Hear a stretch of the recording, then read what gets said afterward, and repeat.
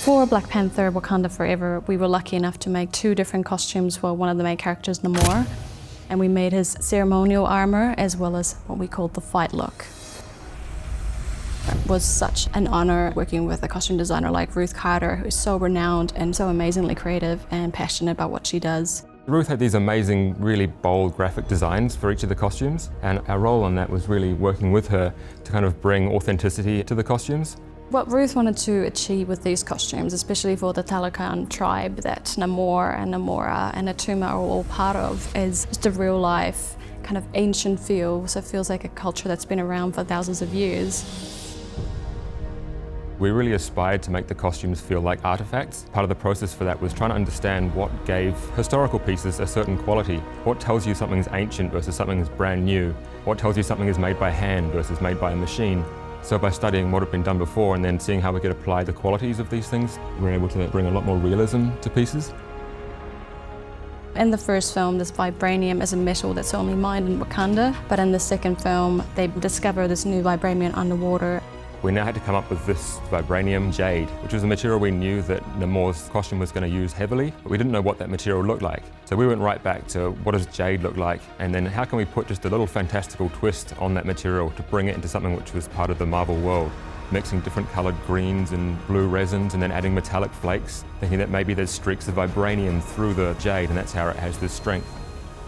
So this costume for Namor was his fight look. Ruth wanted to make sure this costume was really striking but strong, and Tenoch Huerta, who is the actor, really embodied Namor. Namor's fight costume was made to look like it was hammered out of gold by an artisan, completely handmade, and they'd kind of beaten the gold around the insert of the green jade. So we decided the best way to make that would be to have a sculptor, in this case the amazing Callum Lingard, to make all these pieces in clay. From there, we got them molded and then cast the reproductions of that, and then our model making team and our paint team added all the adornments and the detailing. We always rely on our paint department to make everything that we create look even more spectacular with that final paint job and the aging passes that they give it. We actually managed to get our project supervisor, Lance, who's an experienced diver, to wear Namor's costume for a day and actually get into the tank and become Namor. We knew this costume was going to be used underwater, so we wanted to make sure it would actually behave and not just all fall off as soon as you dove into the water. All of the pieces, the wrist and the belt and everything, stayed on really well, but the collar was one of the real challenging pieces because it doesn't have straps under the arms or anything holding it down. So we actually used magnets that were fixed down onto the skin, and then the whole piece magneted down in place, and it actually worked really well.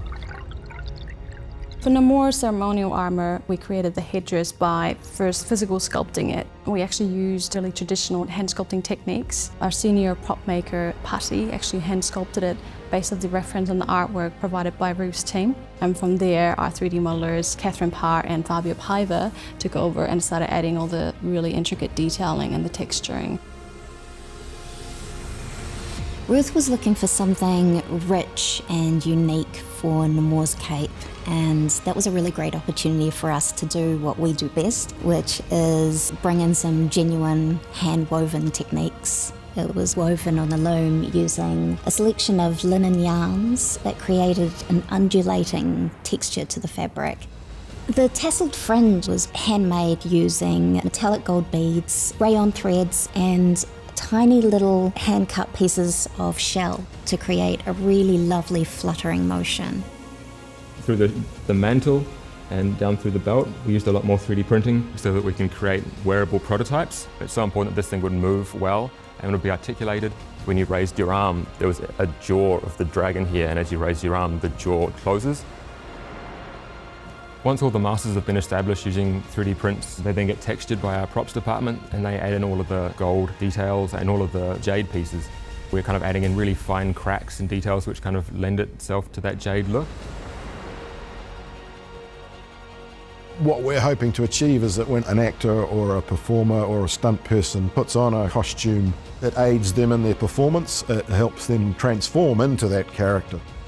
And there's something about the way that the mantle kind of pulls your shoulders back into an upright position, and you have to move in a kind of graceful, kingly way. The special scene that Ruth really wanted us to capture well with the costume, it's Namor wearing his ceremonial armor and lowering himself down onto the seabed, onto his throne, wearing the cape and the huge headdress, and just becoming Namor.